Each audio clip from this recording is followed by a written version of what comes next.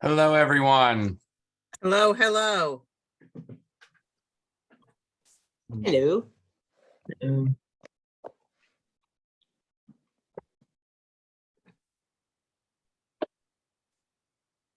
going to give people a chance to come on in.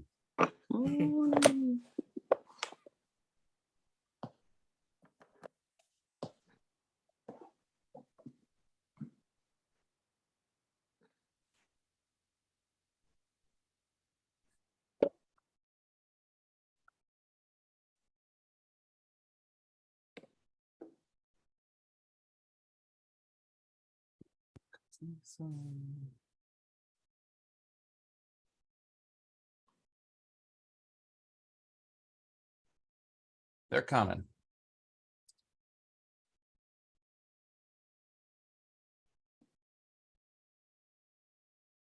Did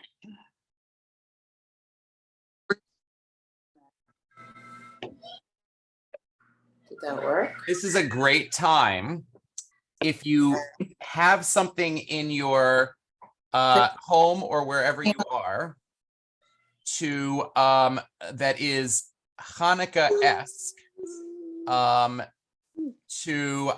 This is a great time to grab your, oh, look at that, Lisa. Good. Oh, and look at the sweatshirt. I love it. This makes me so happy. I have this. We're gonna do. So I'll tell you what's going on. You get the I'm letting people in. So you get this preview of what's going on. So every once in a while, not every year, but Adith Israel does one of those publicized on social media Hanukkah parodies, right? I would say our history on these is spotty at best. And this year's we decided instead of doing Britney Spears, which I think is merciful for everyone, we decided to shoot a little slightly older. And that is I said to the office, let's shoot for the Billy Joel, Elton John demographic. And so we are we're doing, instead of Rocket Man from Elton John, we are doing Latka Man. And so we're trying to get different groups within the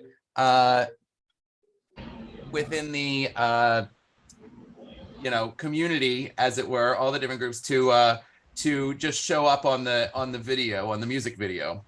And so all we're going to do, once we get started, we're going to, and I'll do a quick, it's all the thing is recorded anyway, so we'll capture it later, but we're just going to have everyone kind of wave, sway. If you have a Hanukkah menorah or anything like that, show it to us, and you'll be a thumbnail on the thing for about 5 seconds or 10 seconds. And if you're not comfortable with this and you don't want to be, you don't want your punum out there, then you just, obviously you can turn off your screen if you need to, but we would encourage everyone to do it because it's fun.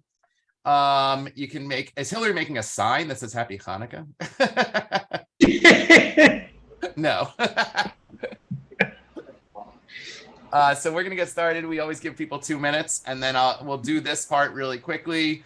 And it's the music's gonna be playing underneath it, so there's no sound that will be. It'll just be us waving, kind of, and saying, holding up whatever you've got, and being a part of it, and that'll be that. Hey, Eric, while we're waiting, why don't I just briefly welcome everybody to our December Lunch and Learn.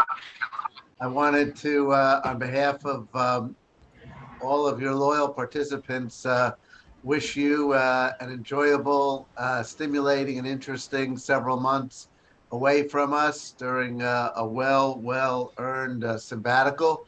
And we at Lunch and Learn will have Rabbi Andy for several of the sessions.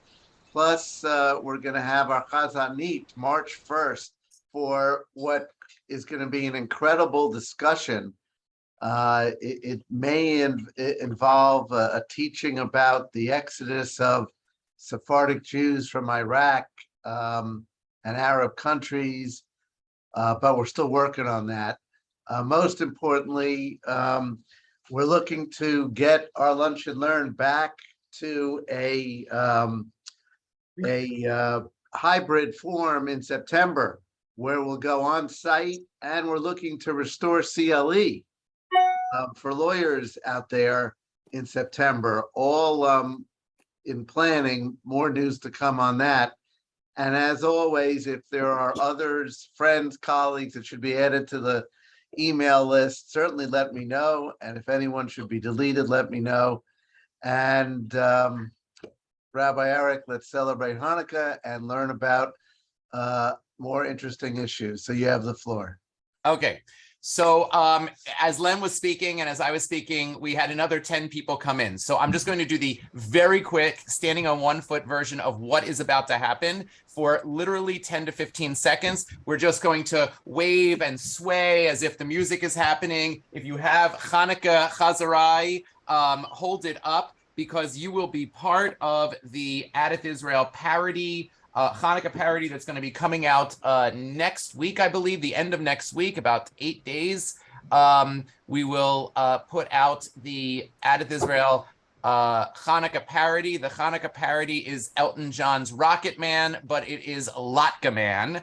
And so actually the Latka Man himself is going to be Rabbi Markowitz, who will be talking about how his frying is trying to inspire the Jews. And so the words are, you'll see the words, you'll look for it, but you can all be part of it. I thank Stephen for his background. Here's what we're gonna do. We're gonna spend, if you are willing to put on your screen for the next 10 seconds, put on your screen and just sort of wave like this. The sound is not going to be on anyway. It doesn't matter, because just keep going like this, and Rachel Lefkowitz is gonna take you. You can wave, you can say, hi, mom. You can do whatever. I love the sweatshirt. You're doing amazing. Oh my gosh, you guys are great. Give me another 8 seconds of this. I feel like I'm on the Peloton. 6, you're doing great. Don't stop now. 5, up the hill, push it. 4, and 3, 2, 1. You were amazing. Good. Thank you. Okay, that's all. That's all we needed to do for that. Thank you for indulging. I would say me, but it's actually probably Rachel more than any of us. So, but the lyrics actually are pretty funny, if we do say so ourselves. And we're just trying to get different elements of the community to be, shown and featured as part of it. So we'll have a kids one and a Minion one, hopefully a Minion breakfast one, where Rachel's just going to get a couple clips of things. So some of you will be in it multiple times because you overlap those things. Welcome, everyone. It is good to be with you. And the truth is that I'm going to start our topic here by tying it into the holiday that is nearly upon us. For those of you keeping score at home, today is the 13th of Kislev, which means that we have 12 more shopping days until Hanukkah. We are on our way. I should say, people really ask when the miracle of Hanukkah happened. It depends on which miracle you're talking about. But one of the miracles, and probably the most historically verifiable of the miracles, was actually the military battle. This ragtag, sorry to paraphrase Hamilton, this ragtag bunch of Orthodox Jews living in the boondocks. It was like the Paoli of Jerusalem. Not the Paoli, there's nothing wrong with Paoli, right? Okay. But Modi'in, where they were living, is, I don't know, it's like 10 miles, 12 miles outside of the outskirts of Jerusalem. And they were living kind of in the boondocks there. And they were considered the crazies until the Greeks, who were the superpower of the world, kind of started to overstep a little, got a little too big for their, I was going to say toga, but I don't know you can get too big for a toga, and too big for their britches, and started to persecute the Jews. And then everyone who was an average Yosef out there kind of said, wow, we thought that being Greek was great. We're not so sure it is, because they're taking away the Jewish part of being Greek. And we were so comfortable as, Jewish Greeks, and now we're not. And that interplay between the society in which the Jews were living, namely a Hellenized Greek assimilated Jewish society, and their Jewish laws, values, norms, and history started to have a little bit of tension. And the real miracle of Hanukkah, I think, happened in these 2 weeks leading up to actually when we celebrate. And we celebrate at the moment when the battles were over. But in the 2 weeks, or really several months, but certainly culminating in the 2 weeks leading up to it, in the Battle of Jerusalem itself, as told in the book of Maccabees and elsewhere, there was enough Jewish passion in the world to make it worth fighting and dying for. And this ragtag bunch of Judeans, what is it, Hamilton in need of a shower, right? They beat a world superpower in order to reaffirm that. But before they had to beat a world superpower, they had to convince each other that their society and their particularistic aspects of their society were worth sustaining. And that was an internal battle that arguably was a harder fought one and a longer fought one than the Greek battle. And we're going to talk about, not in terms of battle, but in terms of that tension when society and Jewish particularism bumps up one against another, how that works. And I know there are some other people who are here who have brought some ideas about amicus briefs to current Supreme Court deliberations and things like that, and Bob Friedel, those things I think are relevant. I hope that we'll have an opportunity to get to, sorry, hold on for 1 second. Someone's trying to get in. Give me a second here to let them in. I hope we'll be able to get to a place where that happens, right? Where we can have that conversation. But I want to give you the background first. And the case study that we are going to use is the recent passage of the Respect for Marriage Act. So let me hold on for 1 second. Can you see it? Can you see my screen? You good? Good. Okay, here we go. There we go.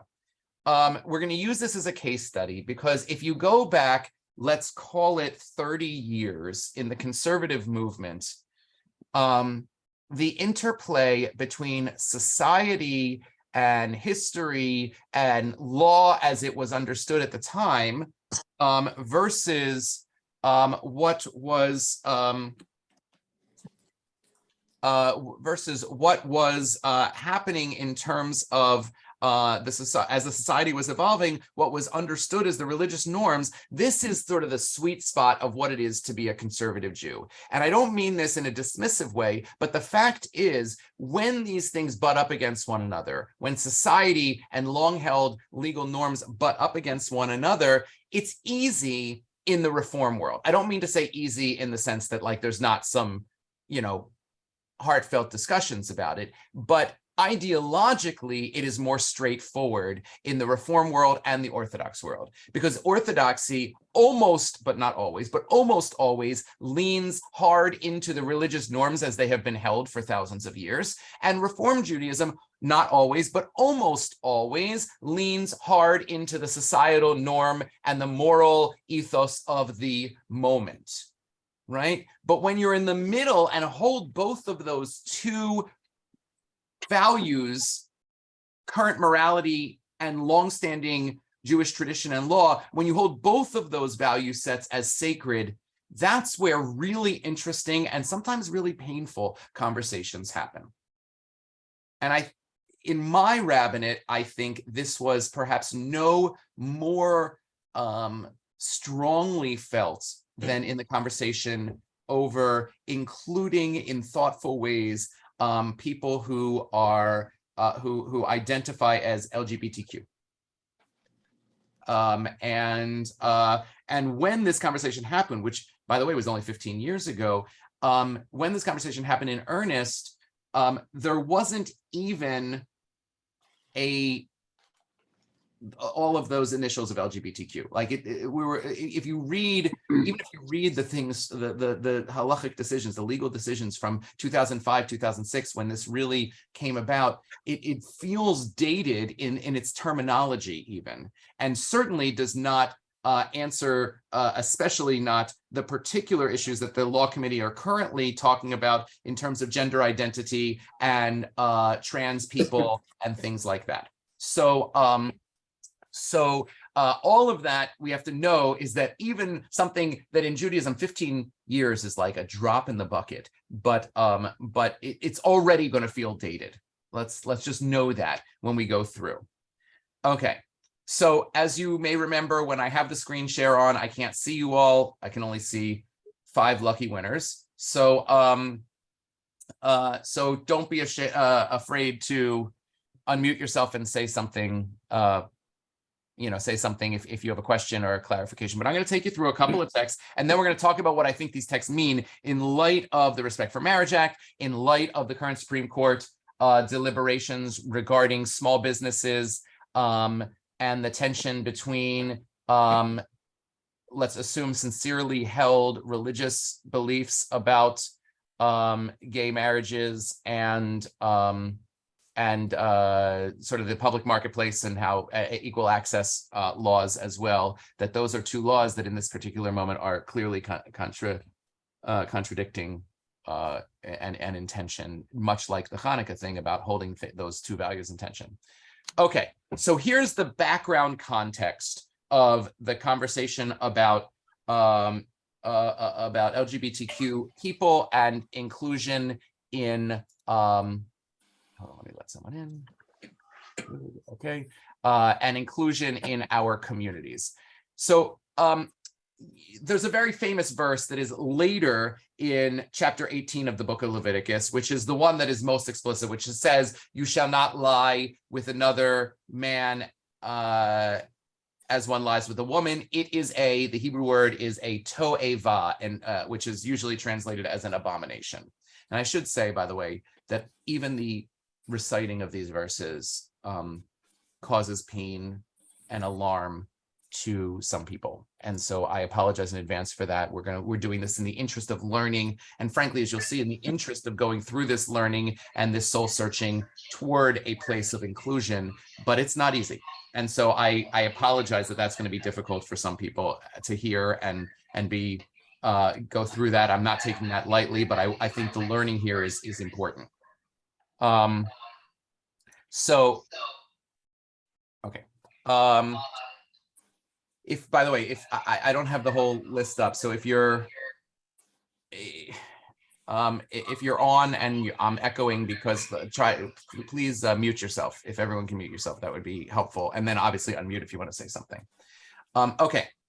So the baseline of chapter 18 of the book of Leviticus says the first line, which is that there are pagan practices in the land of Egypt, and God says, I've taken you out of those pagan practices, and there are pagan practices in the place that you're going. They're currently in the wilderness, presumably when this conversation is happening, in the land of Canaan, and you should be distinct from each of those. And then it goes into any number of pagan practices,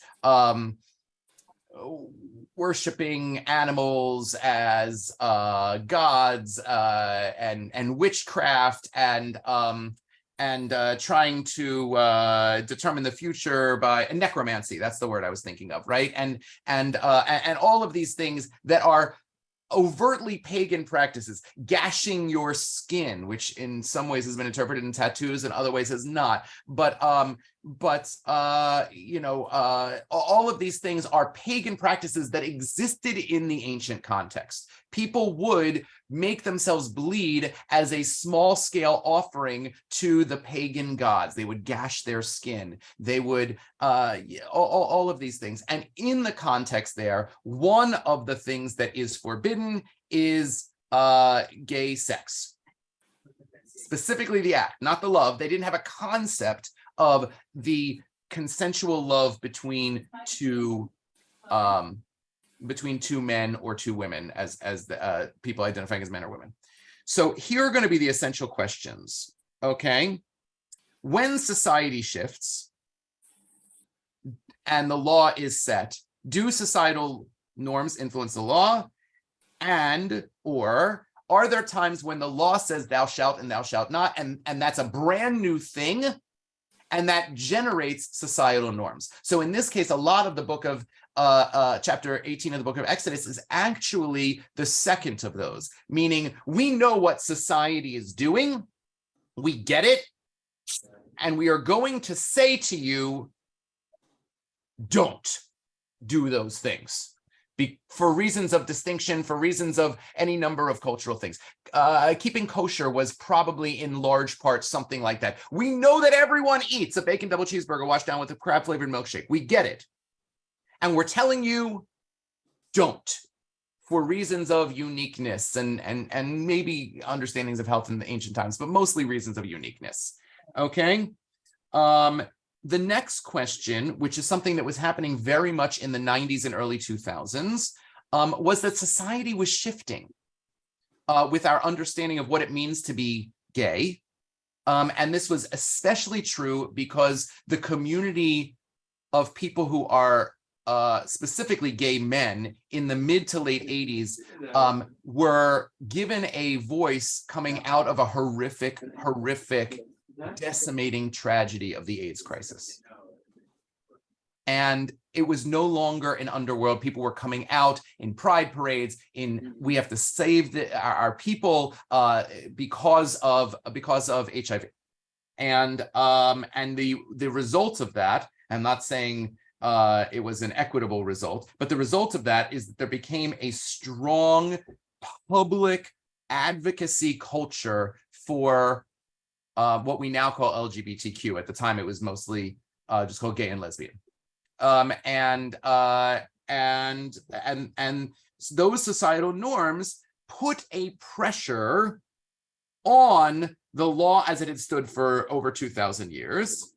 But the flip side of that, and other communities said, that's not the way things happen. You don't just sort of go with the tide of morals. We have these timeless laws, and you shouldn't be allowed to shift them.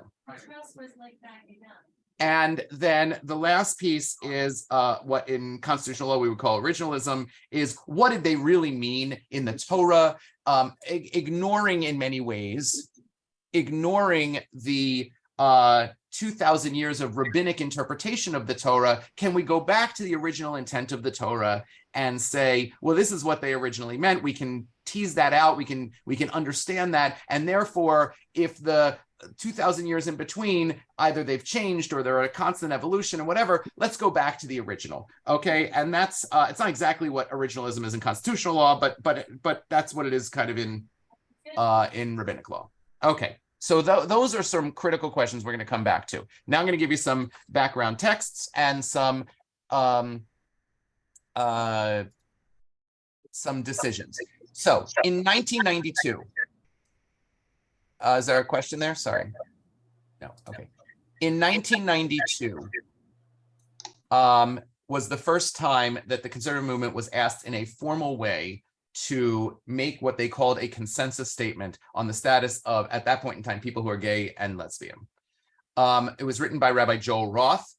Some people find him to be the far right wing of the conservative movement. The irony is that when he was a rabbi, and certainly in the 70s, when he was first starting out as a legal expert, he was on the far left wing, because Rabbi Roth was the halachic writer that brought women and egalitarianism into the conversation. He wrote the tshuva that allowed women to become rabbis and to participate fully in our services. So maybe the movement sort of shifted around him, but that's the case. Rabbi Roth said the following.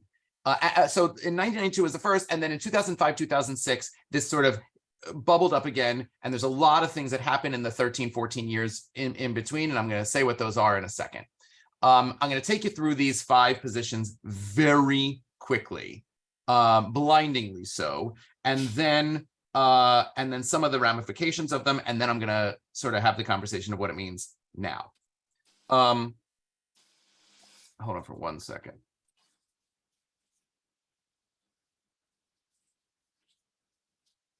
Okay.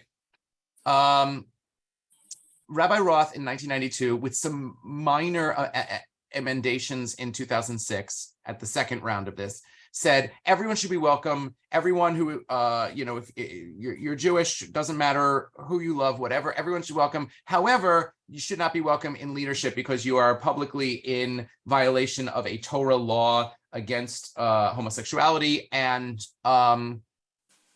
so that is not okay. And individual synagogues should determine things about lay leadership and youth leaders. Remember, this was a time when when parents were saying, and this is going to sound terrible, but I'm going to say it, so please don't take it out of context. When parents were saying, I don't want someone who's gay being a bus leader on my kids' USY on Wheels bus. In the 1990s, that was pretty normative. I was in high school at that time. I remember people saying that on the parental level, right? I didn't go on USY on Wheels, but I remember other people's parents saying, like, I want to know who my kids' counselors are, that kind of thing. That's where the society was at that point in time. That was amended in 2006 to sort of not have that be a part of it. But certainly there would be, according to Rabbi Roth, no ordination of gay rabbis, and no commitment ceremonies, same-sex ceremonies. That was a sort of baseline. In 2005, 2006, there were a number of positions, and we learned these years ago. That's why I'm doing this very fast.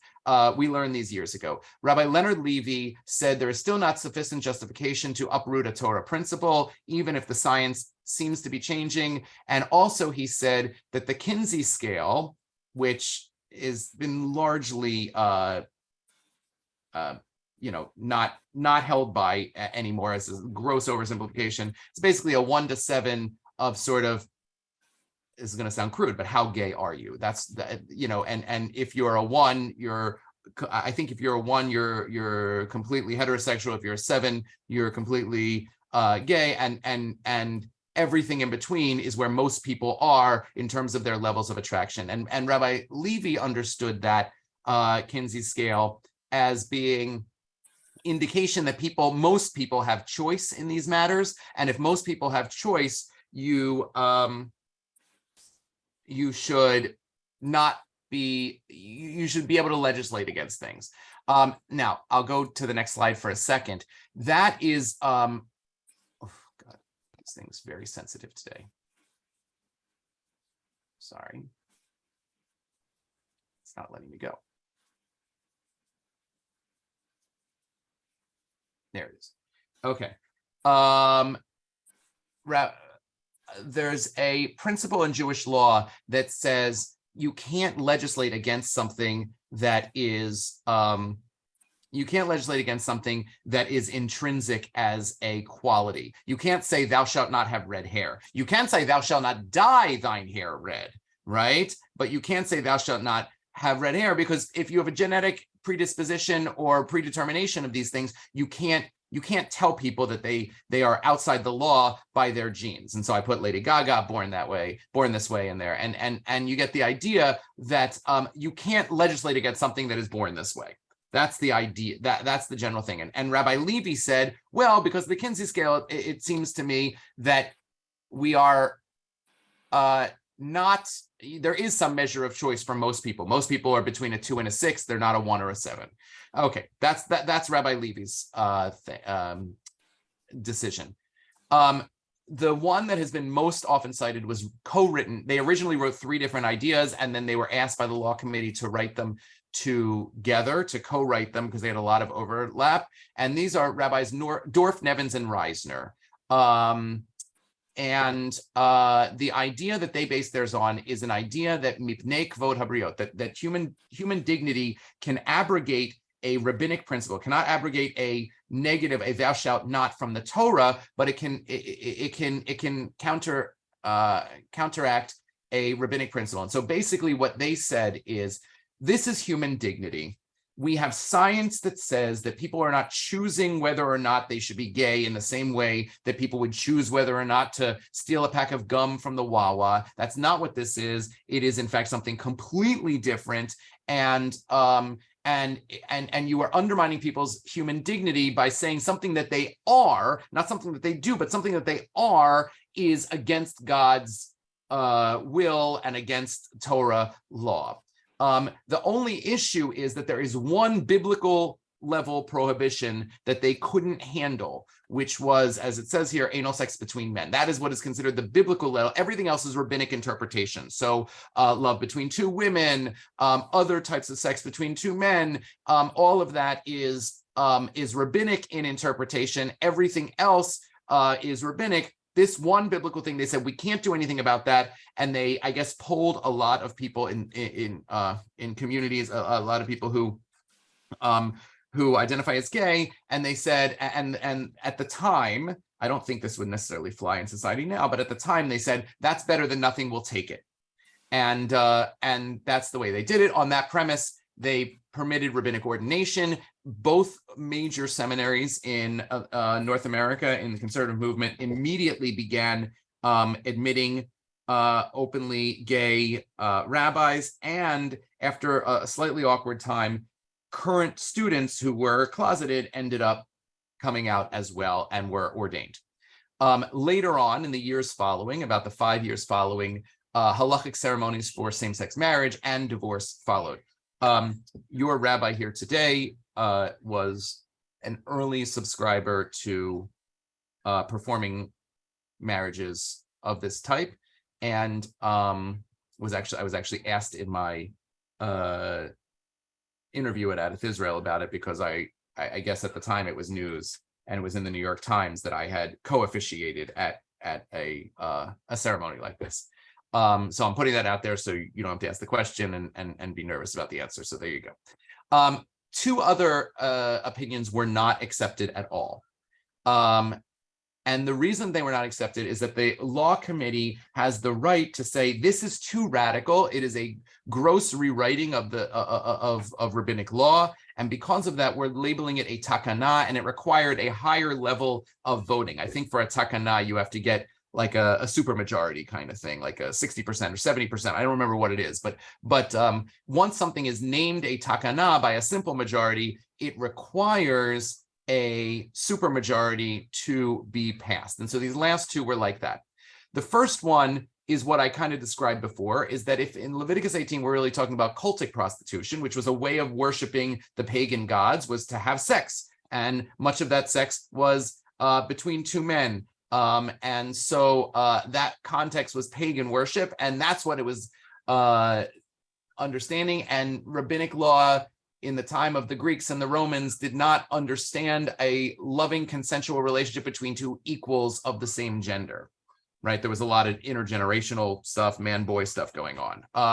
And so they said, we're not even talking about the same thing here. We're talking, Leviticus 18 is talking about cultic sex, which in some ways, in different ways, is coercive sex. Most religious-based sex is coercive sex, as we have seen by scandals in the Catholic Church, but also we have seen by scandals in our own Jewish different communities as well, sadly. And so most religious authorities having sex with other people based on their religion as a way of worshiping God or being forgiven in some way through this is coercive sex. Of course, prostitution has a coercive element to it. And intergenerational, which is a lot of what was going on in Roman and Greek times, is by its statutory nature coercive sex. And so they said that's not what we're talking about here. We're talking about love between two consenting adults, and therefore there's no prohibition whatsoever. They tried to like cut the Gordian knot in that way. The law committee said that was pretty extreme. You're ignoring 2,000 years of rabbinic law that doesn't define it as coercive sex, but in fact it defines it in any number of ways, and that's not okay. That they did not buy that, even though it's a very attractive solution and probably an accurate solution if you just look at the Torah. But there are these 2,000 years of societal living in between. The last one is Gordon Tucker, Rabbi Gordon Tucker, who is a teacher of mine, and he basically said, he was completely unapologetic about changing it. He basically said the following. He said, look, most of the time we rely on precedent.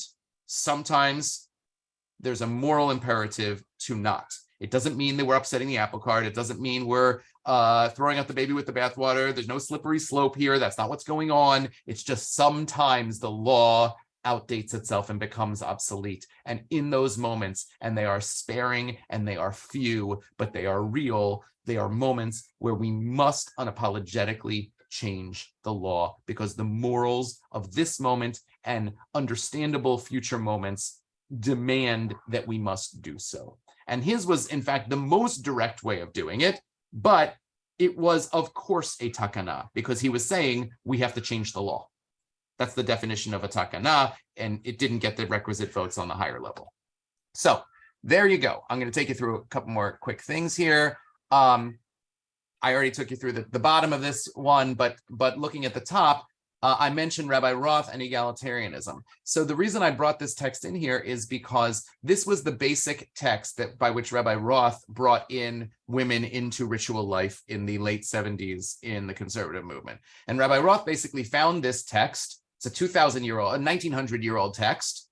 1900-year-old text that says the following. It says, anyone can be one of the people who read one of the 7 aliyahs in the Torah, even a child, even a woman. But the sages say a woman shouldn't do it because of mipnei kvod tzibur, because the honor of a community. And so what Rabbi Roth said is the reason that the rabbis took away the default position that women can participate in services is because it would have been seen in the society of their time as dishonorable. Yeah, you couldn't find a man good enough to read the Torah, and you had to find, you had to rely on a woman that in ancient times, and frankly up to 100, 150 years ago, would have been seen as dishonorable and of the community. And now that we have women who are participating in all aspects of life, not that the ceilings have all been broken, not that the salaries are all equivalent, I'm not saying anything of that, but because that is no longer considered dishonorable to have a woman doctor or professor or presidential candidate or university president or a rabbi or any of these things, that's not seen as the society would not blink at that. And so then sure, we can allow that, right? So Stephen, I'm just naming. Stephen said there are precedents to change the law. That's in fact exactly what Rabbi Gordon Tucker said. He said there are times when we looked at it and we said this doesn't fit anymore. Boom, simple as that. And on those times, that is, he said they are sparing, they are not often, but they happen. Right. Okay. So last texts before we finish. So this is from Rabbi Gordon Tucker's, and I've shown this to you before, I believe. It's intended to be humorous, right? It's called the principle of the dangerous precedent. So the idea that he's saying like, oh, well, if you change one thing, you can change anything.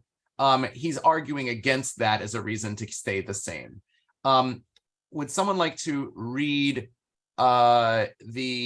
so I can stop talking for a second. Would someone like to read the indented part, the principle of dangerous precedent? I can't see you all, so whoever starts talking first. The principle of dangerous precedent. The principle of the dangerous precedent is that you should not now do an admittedly right action for fear you or your equally timid successors should not have the courage to do right in some future case, which ex hypothesis is essentially different, but superficially resembles the present one. Every public action which is not customary either is wrong or, if it is right, a dangerous precedent. It follows that nothing should ever be done for the first time. You're supposed to laugh at that, right? You're supposed to laugh at that nothing should ever be done for the first time. Because what you're saying there is that the status quo is the only way to go, because either we should not do something to change it because it's wrong, or because once you change one thing, you can change anything, right? And that is stultifying. Okay, last. Okay, so this is not a political conversation. I'm simply quoting a national leader in the late 90s versus the early 2000s who said, and he is far from the only one and is in both parties, as we saw from the vote count, which included many Republicans on last week, right? Okay. And the question that I put at the beginning is, are you allowed as a political leader to say my understanding of this with society has evolved? Or does that inconsistency automatically disqualify you? And the way that I have that, and this is the last slide I have, the way that I have that in Jewish law is a very famous story, which we have also learned here in a totally different context, in which Rabbi Eliezer starts arguing the kashrut of the ritual fitness of a certain type of oven. And he's right according to the Torah law, and the divine indications of that are that, you know, they say if Rabbi Eliezer is right, let this river prove it, and the river turns and starts flowing the opposite direction, and let this tree prove it, and the tree uproots itself and reroots itself 100 yards away, and all of these things. And at which point he says, if Rabbi Eliezer says that the halacha is according to my opinion, heaven will prove it, at which point a divine voice and a bat kol emerges from heaven and said, of course Rabbi Eliezer's right. At which point Rabbi Yoshua, who had a lot of chutzpah in this moment, and I admire him for it, turned to the bat kol, like looked up at heaven, if you can imagine, and said, Lo b'shamayim hi, that the law is no longer in heaven, that it is in humans' hands to evolve that law. And you would expect at that point in time God to say, okay, I'll tell you what's in heaven. Boom, right? And strike him down. And that's in fact the opposite of what happened. So it says, what Rabbi Natan asked Elijah in that moment where Rabbi Yoshua essentially said to God, "Butt out." Right? That's what Rabbi Yoshua is essentially saying to God is this is no longer yours. We're going to take what you gave us and evolve it in human time. God actually was happy about that and said, Nitzchuni vanai, which means my children have my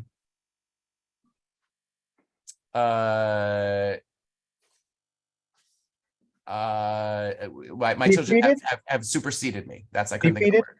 Yeah, defeated me. Yes, so superseded. Yes. I'm looking at it and I couldn't come up with the word. Okay, so I'm just looking at the Stevens. So right, so this has happened. The timidity of the dangerous precedent. This has happened in a number of situations where you can always. It's according to Jewish law always easier to say no. It takes more courage and more halachic know-how to say yes.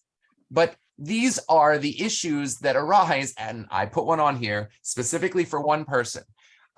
So the issue here, going back to the essential questions, is we have some biblical understandings of things that probably are not the same as how the rabbis understood them for 2,000 years. But you can't deny the existence of 2,000 years of rabbinic law. You can't just leap over that. You know, there is real precedent and real legal considerations in those 2,000 years, even if you're going for a sort of biblical originalism to go back to the biblical thing. So according to biblical law, chicken Parmesan is for sure kosher, but I don't even know if Larry's on here. I had to say that to him, but you can't ignore. He's not, but I sent him a picture. Good, thank you. You can't ignore the 2,000 years that have intervened. By the way, a far right-wing justification, which has been used even more moderately in certain Zionist circles.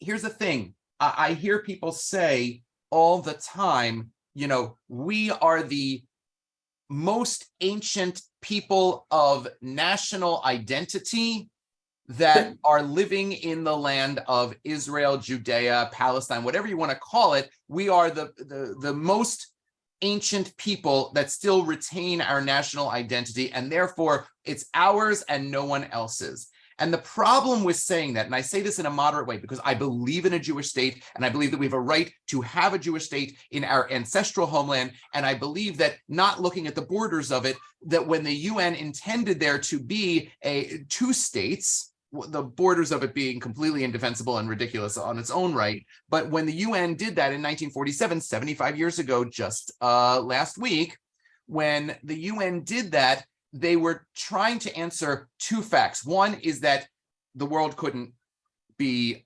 trusted to keep the Jews alive as vassals in another state. I think any number of times in history could have proven that, but certainly in 1947, that was as clear as day. And the world was saying that there are people living in that place, and there are people moving to that place, and there have been for well longer than 2,000 years. So while, yes, our claim to Jerusalem is more than 3,000 years old, and that it is also true that there is no other people of national identity that can say that still exists, meaning the Hittites don't exist, and the Jebusites don't exist, and the Canaanites don't exist, right? That's not who exists anymore, right? And it is also historically true, probably, that most of the people of Palestinian identity now were asylum seekers and dispossessed people that the Roman Empire and prior empires, even going back to the Assyrian Empire, had dropped in that land and were not then of national origin in that land. You cannot ignore the fact that for at least, if you want to call it 1,700 years, but more than that, there have been people who have called that place home. Now, we have called it home as our spiritual identity for over 3,000 years. So yes, in some way that solidifies our claim, but we can't ignore someone who's lived there for 1,700 years, right? You can't do that. And so that's one of the things that makes this so complicated. And this is not undermining my Zionism, folks. There are incredibly Zionist people who look and say, there is my person. And there are, by the way, people in the Israeli government who are Israeli Arabs who are incredibly loyal to Israel. George Deek, whom we had speak at Adath Israel, is someone who literally his grandfather had a key to the orchard where he lived just outside of Yaffo, right? And the Jordanians said, get out of there, we're going to push the Jews into the sea. But at the same time, George Deek, who is a loyal Israeli citizen, his family has been living there for 600 years. And he knows that, in the same orchard, right? And that makes it hard. It doesn't make it impossible. It certainly doesn't undermine Jewish claims to things, but it makes it hard. And it also makes it hard when we're having conversations in this very real-time moment about what do you do in a societal reality that there are more and more marriages with households with multiple faiths, and that is a societal reality on the ground, and Jewish law and arguments for Jewish continuity contravene the idea that we should just accept this. And how do you navigate, I guess is the best word for this. All of these things are the same issues and challenges. All of these, yes, Yossi Aglili, a pretty big rabbi, was cool with chicken parm, but he was in the earliest generations. There have been about 1,900 years since Yossi Aglili. You can't ignore 1,900 years. And by the way, I'm not so sure he ate it. I think he theoretically was fine with it. That's the same way as like my bubby is completely fine theoretically, because her rabbi, and by that I mean me, says that you can eat kitniot, but my bubby has never eaten kitniot on Pesach, legumes on Pesach. Anyway, I've given you all the stuff. I've given you all the stuff now. Now we're going to talk about it. We're going to talk about what you do, and that's why I put the essential questions back, what you do when society and law are out of sync with one another. Who wins and how you navigate that. And it gets complicated, and there was an attempt to answer it by the recent legislation, the Respect for Marriage Act. There was an attempt to answer it a decade and a half before that with the okay, Stephen, I want to put away chicken parm. Okay, I know that chicken parm is a big deal for some people. And also, by the way, I'm not, if you eat chicken parm, I'm not telling you you're a bad person. I'm just saying, fine. But when the issue I take, Stephen, with you is the issue. I'm not giving you a hard time. The issue I take with saying is saying, to say the phrase rabbinic law only is part of the challenge here, because most of Jewish history has been governed by rabbinic law. And so you can't say by the theories of legal precedent, you can't say, meh, not such a big deal. Most of the Jewish legal norms have been designed by and determined by those rabbis. I'm not saying that you should or shouldn't eat, whether you should follow the principles of Rabbi Yossi HaGlili, that's on you. But I'm saying that Rabbi Yossi HaGlili, 1900 years ago, lost that fight. And there are really no normative Jews who claim to be observing halakha for the last 1900 years that say that chicken parm is kosher. So the question is, when do you give up that authority? And is there a moral imperative right now? And maybe Bob thinks that there is. Is there a moral imperative to abrogate the anti-chicken parm lobby and change that back? If there were a moral imperative about chicken parm, I think we could have that conversation and rely on I'm being ridiculous here, and rely on the original understanding of what it means to boil a kid in its mother's milk, and et cetera, et cetera. But right now, I don't think that chicken parm is a moral imperative. Some people may disagree with me. I'm clearly not an expert on chicken parm.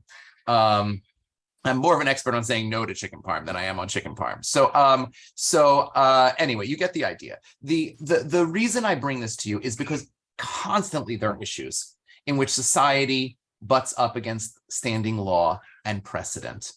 And almost every legal question I get has that question. And the question I have to ask is, what is the moral imperative or other imperative that is causing us to consider changing? With the Respect for Marriage and with gay marriage in the conservative movement by the year 2006, it was pretty clear that there were moral imperatives here. It was pretty clear, because the way that we understood being gay was no longer a choice. It was scientifically being shown increasingly an identity, and you can't legislate against an identity without hurting someone's human dignity. I have a question. Go ahead. Now I'm going to stop. Now I'm going to stop talking. I'm actually going to stop sharing so that we can see one another a little bit more. Go for it. My question is this: a long time ago, how did Leviticus become the Yom Kippur afternoon part? And then, of course, over the years, because I used to read it and now I'm reading the other one, we changed it for obvious reasons. Why was that the reading anyway? So the reading, there are a lot of theories why, but yes, that chapter 18 that includes the anti-gay sex verse, right, was the reading because one of the theories is that at the end of Yom Kippur was the ancient equivalent of J-date, in which there were matches were made, right? And it says this in the Mishnah that women would run out into the field wearing white, and borrowed clothing, so that it wasn't about riches, and you would really look at the quality of the woman, or maybe how fast she was running, and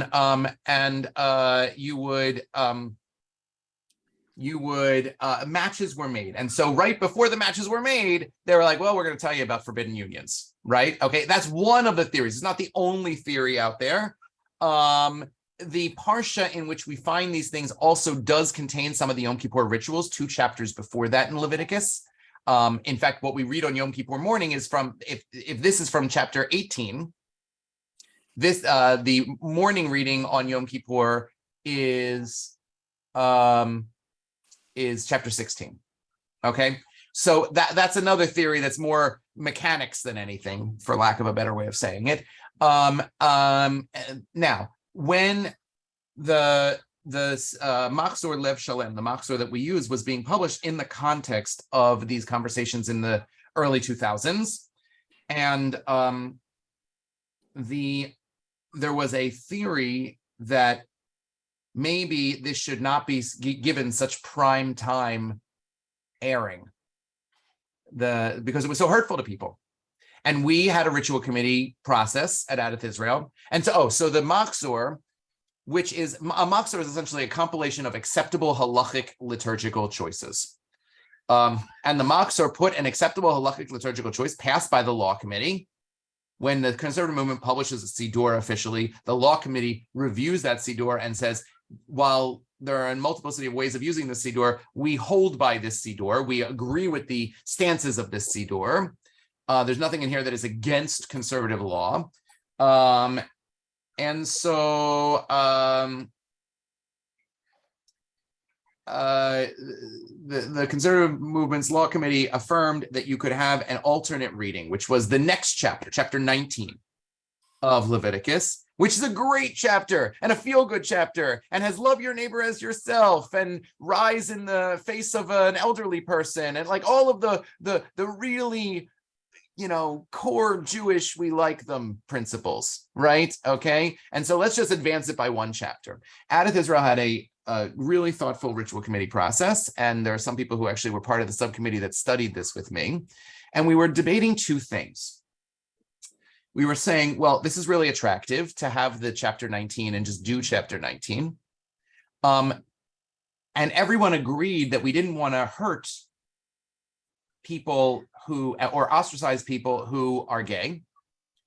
And so on the one hand, on the other hand, there was a really heartfelt and thoughtful process getting the conservative movement to a point of re-understanding what it means to be gay, what it means to be in keeping with the Torah, much like that one that didn't pass, that the chapter 18 is not really about what it means to have a loving relationship between two men.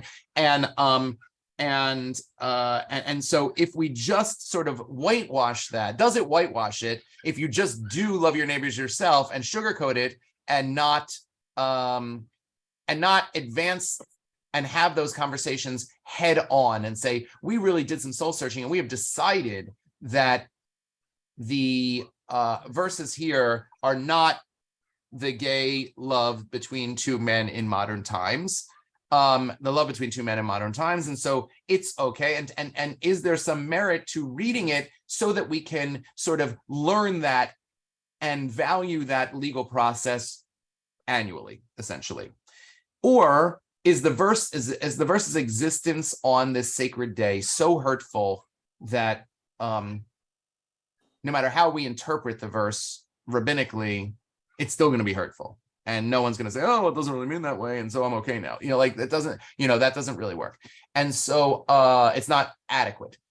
In the end, our ritual committee adopted the suggestion, the recommendation of the subcommittee that studied this. And the recommendation was as follows, and we have held to it since, which is that we would read chapter 19, the Love Your Neighbors Yourself alternate reading, and the ritual committee would ask the rabbis periodically, it was not a mandatory thing annually, but periodically to, in the introduction to the Torah or in some learning, like this one, for example, to address periodically and not lose the way that we had gotten to this point halachically, so as to honor that value. And so whenever I teach it like this, or when I teach it in the introduction to the Torah reading, I make sure that every 2 to 3 years, my introduction addresses directly the fact that there is a reading and an alternate reading, and why that is, and how that is, and the process that we got to reading the alternate one, because that's in keeping with what our ritual committee asked me to do. Barbara. The Kiddushim was Elisa's bat mitzvah parsha, and yes, the discomforting passage was read at the bat mitzvah. There could have been a way to handle it differently. I didn't know as much. Right.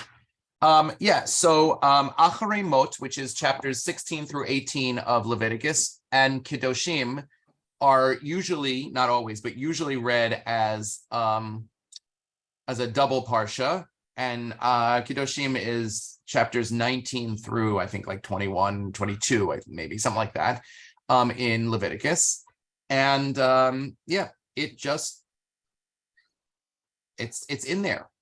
And there are a lot of painful things in there. This one happens to butt up most directly against our societal norms and ethos today. That's not the only one. There are tons of things in the Torah that I'm not proud of. Stephen brought up a couple of them earlier. Yes, Stephen, the committee is taking up issues regarding people who are transgender and non-binary. There is a recent paper that was written on how to call up people who are non-binary. We actually were doing it before the paper was written, because there's nothing wrong with it, of how to call people up to the Torah without saying ben or bat. The answer short is to say na la'amod, which means please rise or please come up. So-and-so, I would be, if I identified as non-binary, I would be Harav Ephraim Simcha Mi Beit, from the household of Meir Virachel Ita, my parents' names, right? And that is non-gendered language. It's much harder with Hebrew, because Hebrew is by its nature a gendered language.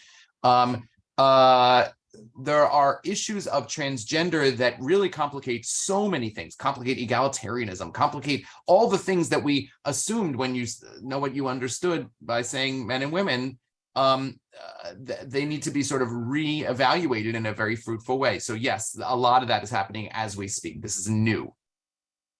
But we actually, the how to call up was passed, I want to say last spring, but we had, I think, a year and a half ago, what we called a Brit Mitzvah. Yeah. Of a child who identified as non-binary, and we called them up as so-and-so Mi Beit, their parents. And that's how we did it. And that's also, by the way, conveniently what the Committee on Jewish Law and Standards has affirmed, which is kind of nice after the fact. What can I tell you? You should know that that ceremony that I did a ceremony, I think it was in 2007 was the first same gender identity marriage that I did. That was the one that hit the New York Times that the search committee asked about. And in that one, I was a relatively new rabbi. I'd been ordained in 2004, and this was in 2007. And so I was a co-officiant at that, because I did not feel that I had the standing nor the halachic ability to write the ketubah in a way that would be binding. And I didn't want to do it in a way that wouldn't be binding. I wanted to give them as much credence as possible, the couple. And so I co-officiated. I spoke to them under the chuppah, and I helped with the liturgical pieces and the halachic pieces. But there was another rabbi who co-officiated with me who actually wrote the ketubah. And, his expertise, I relied on his expertise, I think was it. So it sometimes happens that you're ahead of or behind the Committee on Jewish Law and Standards, because, 2 years later, 2 or 3 years later, the actual ceremonies by the Committee on Jewish Law and Standards for same-sex marriage came out. So sometimes you are ahead of the Committee on Jewish Law and Standards, just because they have a deliberation process and we have real people on the ground who need answers, and are turning 13 or are in love. So those are issues, and that's, I think you're going to see an issue. You're going to see a similar process when it goes to how do we welcome people of multiple faiths. In some ways, it cuts in the opposite direction. In some ways, there are very unique things that have nothing to do with same gender processes. In some ways, the societal reality is pushing up against the legal reality. And that's the issue here. Congress, I'll just finish with this. Congress made a decision that the law had to clarify the societal norm. That is essentially what happened with the Respect for Marriage Act, especially because, you know, states had to recognize each other's statuses and things like that, and that becomes complicated. The Supreme Court is dealing with a totally different issue in which one principle of constitutional law complicates another principle of constitutional law. Bob, what's it called? It's like the equal access, but it's not called equal access. What's it called? The principle where everyone can access a business equally. Yeah, Bob and I were corresponding about it. But that's one of the things. And then the business owners statements of conscience and principle of their religious understandings. These things are complicated, especially in small businesses where you can't just toss the case to another person, right? You know, if you have 18 cake decorators and one of them has a point of conscience on this, you can sort of skirt the issue. If you have one cake decorator in your business or web designer, it's different. And there are situations and issues whereby people would feel excluded, and not just having to do with same-sex marriage. Anyway, we have reached the end of our time, and with that said, it's very complicated, and that's all I intended to show you. Most of the times I'm with you, I do not give you answers, but I bring the complicated issues to you. So I know that you will be in good hands over the next 5 months, as Rabbi Markowitz similarly brings you complicated issues, and Cantor Shamash, in the month that she's doing, similarly brings you complicated issues. And I wish you well, and happy Hanukkah. Happy Hanukkah. Thank you. Thank you. Thank you, Rabbi. Thanks. Everyone be well. Well, well, Stephen, I didn't mean to give you a hard time. I just, I didn't want us to focus too much on chicken parm, but I wonder what people are having for dinner tonight.